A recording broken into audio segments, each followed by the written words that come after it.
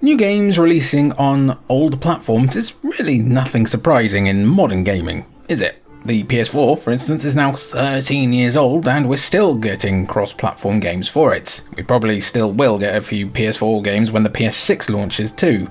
For whatever reason, didn't the PS5 come out like yesterday? But it's much more interesting to remember cross-generation games when differences were more just HD or slightly less HD. The PS1 and PS2 crossover in the early 2000s was an incredible period in gaming history, and we'll just never see a leap like it again in 3D gaming, so games coming to both consoles was quite nuts really. Today let's take a look at games that came to both of Sony's culture-changing behemoths. A quick reminder, there is no escape from our forced segues. Rayman 2 The Great Escape is probably one of the most interesting games to break down on a version-by-version basis. The second outing for the limbless platformer from Ubisoft, well, jointless really, I think technically. Rayman 2 originally launched on the N64 before being ported to Windows, Dreamcast, PS1 and then PS2 in that order. And each version of the game either iterates or changes the core formula so much that Rayman 2 on the PS2 is almost a completely different game to the N64 version. The PS1 version in particular has a huge amount of differences though, with a large majority of the game receiving changes, edits, or even removals in order to deal with the PS1's limited technical capabilities compared to other platforms. The top of the world level was deleted, and the graphics were of course downgraded, but new additions like full English voice acting and a bunch of new story cutscenes helped to flesh out Rayman 2's story. All of those changes pale in comparison to the version of Rayman 2 on PS2 though. In fairness to Ubisoft, the first and last time, I will say that out of my mouth, Rayman 2 on PS2 is a fully fledged remake, kind of the game rather than another port. Titled Rayman 2 Revolution, this upgraded version built on the PS1 version with massively improved graphics and textures, along with a brand new explorable hub world titled The Front. This replaced the original's Hall of Doors that operated more like those hubs from Crash 2 and 3. Chuck in new minigames, new bosses, and a complete overhaul of how Rayman receives its upgrades in this version, and Revolution is both a wildly different experience and perhaps the fundamental Rayman 2 experience to boot. While Resident Evil and Silent Hill were getting their starts on the PS1, redefining survival horror for a modern, at the time, audience, another series entirely had been showing that 3D horror could be a huge genre for video games: Alone in the Dark. The first three games deserve their flowers as a foundational bedrock of survival horror, but the series took a 6-year break that allowed others to flourish. Infogrames weren't going to let the PS1 pass them by without a new Alone in the Dark game, and so set to work on a reboot of the series titled The New Nightmare. I think we've had like 4 Alone in the Dark reboots since, haven't we? The most recent one was alright. It was okay. Ew.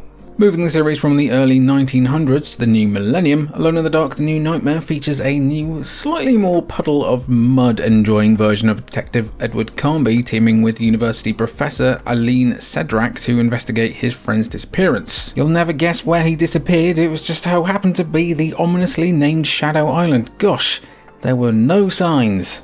The PS1 game is honestly pretty technically decent, and the real issue is that instead of playing like Alone in the Dark, The New Nightmare plays more like a Resident Evil tribute act, even if the use of light on 2D pre-rendered backgrounds is one of the more impressive examples of the PS1 era. The PS2 version isn't all that interesting on paper, offering the usual suites of improved textures and the like, though there are reports of sound issues and huge lag when switching camera angles that simply isn't present in the other versions of the game. What makes Alone in the Dark The New Nightmare on the PS2 a bit more interesting than the other versions of the game is the fact that it was only released in the UK and France, seemingly. Other versions managed to get a US release, but if you wanted to play it on PS2, you needed to be a European. Weird Europe-only PS2 games as a video idea? Let us know if you're keen and we'll have a quack at it. Another example of a Ubisoft platformer with a huge amount of differences between the PS1 and PS2, Donald Duck Going Quackers is, if we're being kind, a bit of a Crash Bandicoot clone. A Crash Bandicoot clone that, in the case of the PS1 version at least, was built using the Rayman 2 engine by Ubisoft Casablanca for release on PC, N64 and Dreamcast, which was then modified by Ubisoft Shanghai for release on PS1. A lot of playing past the parcel with the Rayman 2 engine basically, but suffice to say Ubisoft used it effectively to create a pretty decent Crash clone. As mentioned, the PS1 version is built off the PC, N64 and Dreamcast versions, but it does contain some differences in terms of the levels. Some have simply been adapted to help fit the constraints of the PS1, while there are some completely new levels thrown in. The score is also composed by a completely different person, as Sean K. Clement handled the PS1, PS2 and GameCube soundtrack, while Daniel Masson worked on the rest of the platforms. Comparing the PS1 release to the others, it really does feel like the PS1 is the downgrade, so how did Ubisoft up the ante for the PS2 version? That's right, they made an entirely new game, of course. Ubisoft Montreal developed the PS2 and GameCube versions of Going Quackers, or Quack Attack in Europe, and while there's similarities in terms of gameplay, level themes, and even the general design of some boss fights, the levels themselves are completely different. Not only are the challenges and platforming hazards totally different, but for whatever reason, the PS2 version of Going Quackers decides to add a time limit to every level. Who doesn't love making precise jumps while the countdown timer refuses to stop ticking? It's so much fun, he said, sarcastically. Take us back to the PS1 version, please, and thank you. Hey, speaking of timers.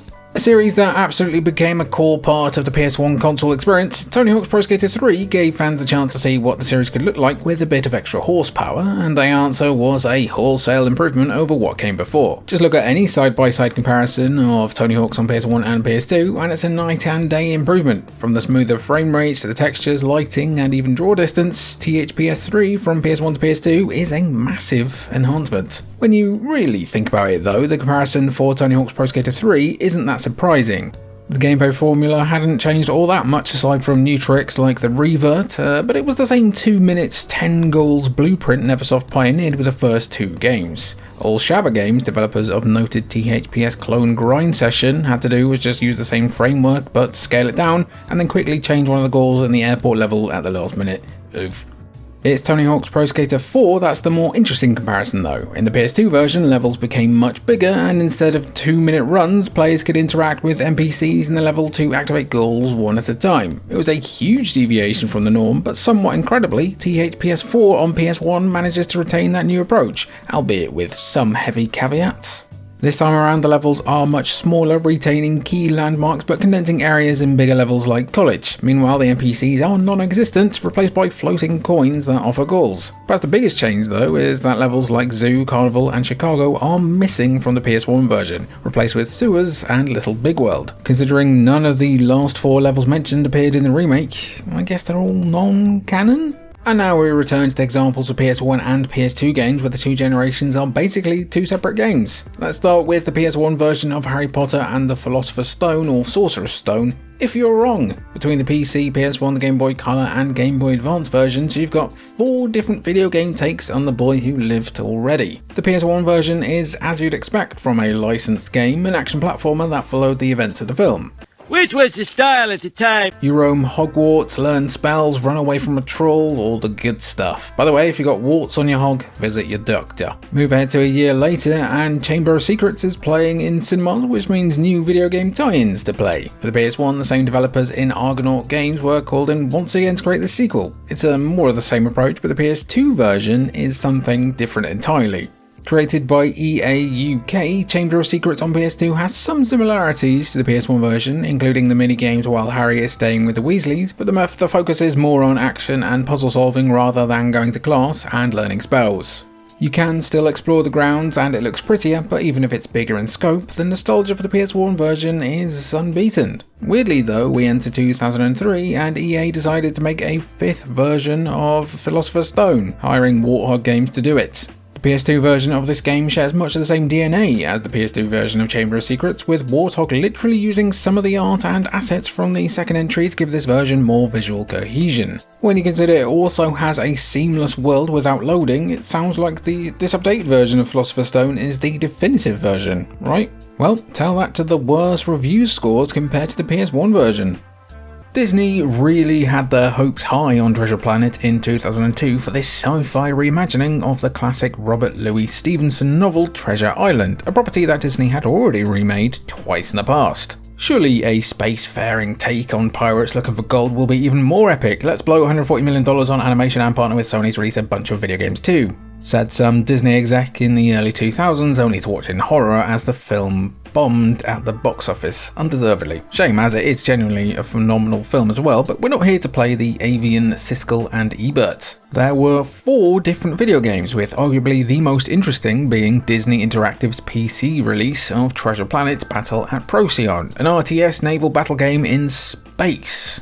Pretty cool stuff, and there was the customary handheld port too, but console players were left with 2 3D platformer takes on the film, both published by Sony Computer Entertainment. Oddly enough, both versions were even developed in Liverpool, England, with Magenta Software working on the PS1 release while our old friends at Bizarre Creations worked on the PS2 release. Both games are similar in the sense that they follow the plot of the film, and both have Solar Surfer minigames, as it was a huge part of the film. There's just something about seeing both versions compared side by side that shows the disparity between the two though. While Treasure Planet for the PS2 makes no secret about being a Jak and Daxter clone, a whip of a game to copy to be fair, the PS1 version seems to lack any of its own identity. Reviews at the time tended to agree too, as while the PS2 version wasn't a critical darling, it was received much better compared to the PS1 release. Sometimes new things aren't that scary. When it comes to supporting a console long past its supported shelf life, Disney are the semi-disputed kings. EA are the others, and we'll get to their more egregious crimes in a bit, but for now let's end this kids film tie-in trilogy with Monsters Inc, Scare Island or Scream Team, depending on where you live. A prequel to the events of the first film, the game follows Mike and Sully as they travel to the Monsters Inc training island to get their reps in before heading back out onto the Scare floor. The core gameplay is, well, let's give you a few seconds to try and guess. How's your dad doing? Is he alright? If you guessed a 3D platformer, you'd be correct. What a bloody surprise. Playing as either Mike or Sully, you wander around a set of levels based on different themes like cities, deserts, and the Arctic. Each level requires the player to find and then subsequently scare a bunch of robot children referred to as nerves. You only need to find 5 of them to achieve bronze medals, but if you find all 10 tokens and scare the other 3 nerves, you'll get a gold medal. The PS1 and PS2 versions are functionally the same levels, same gameplay, just some upgraded textures and character models to separate the two, except for one key difference. For whatever reason, the PS2 version of Monsters Inc. Scare Island seems to have been hit with the lighting from a Zack Snyder film. It's just really dark compared to the PS1 version, which just feels like it's inconsistent with the tone of the franchise. Play the PS1 edition if you like bright, vibrant colours, basically.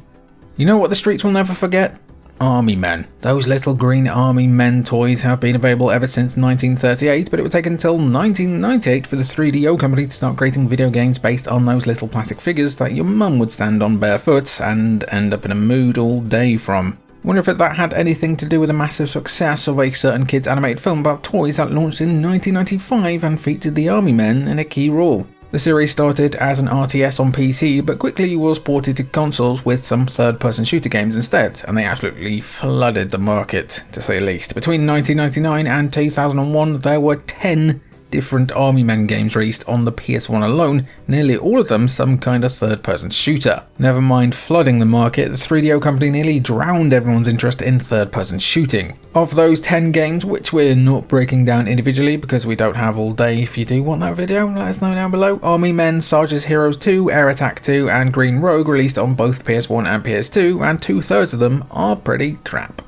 We'll start with Green Rogue, the one game that isn't a third-person shooter, as it's a forward-scrolling shoot-'em-up instead. It's a bit crap, honestly, and so is Sarge's Heroes 2, a third-person shooter where you control Sarge and Vicky, apparently there is a Vicky toy, as they fight in a war across tabletops and kitchen counters, with the main difference between the PS1 and PS2 being improved textures, frame rates, lighting, and character models. Finally, Air Combat 2 is the gold sheep of the bunch, where you control a helicopter and shoot everything until it blows up. That's technically a third-person shooter, considering it's not in cockpit view and reviewed on both PS1 and PS2, but again it's the same situation as Scare Island. Better graphics, but dark lighting, for some reason.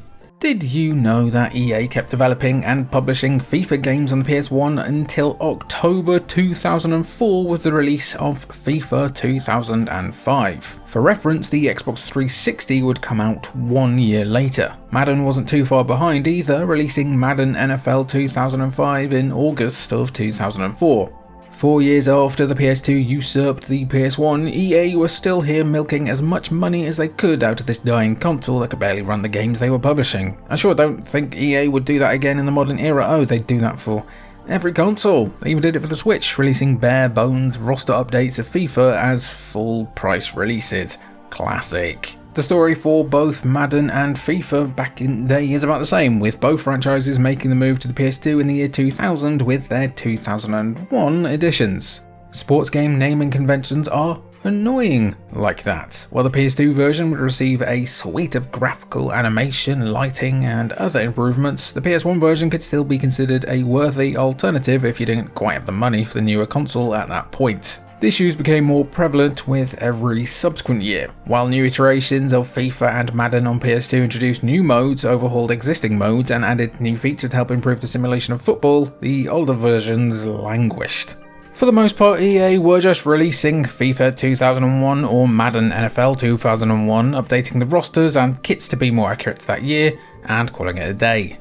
This wasn't much of an issue for FIFA, as most soccer games had moved to the PS2 after 2002, aside from the Japan-only Dynamite Soccer 2004 final. For Madden NFL though, they were still competing with Sony's NFL Game Day, which finished up on PS1 mere days before Madden 2005. Oddly enough, Game Day 05 was a PS1 exclusive despite being a PS1/PS2 game previously, which isn't really relevant to these comparisons, but it's interesting nonetheless. Right, let's close out today's video with a real game. All you quality video game aficionados in the comments have been chomping at the bit for us to finally talk about VIP starring Pamela Anderson, and we're finally able to deliver that to you. Well, you wish we hadn't though. If you're looking at the screen and don't have a clue what we're on about at the minute, VIP was a TV show that, wouldn't you know it, starred Pamela Anderson.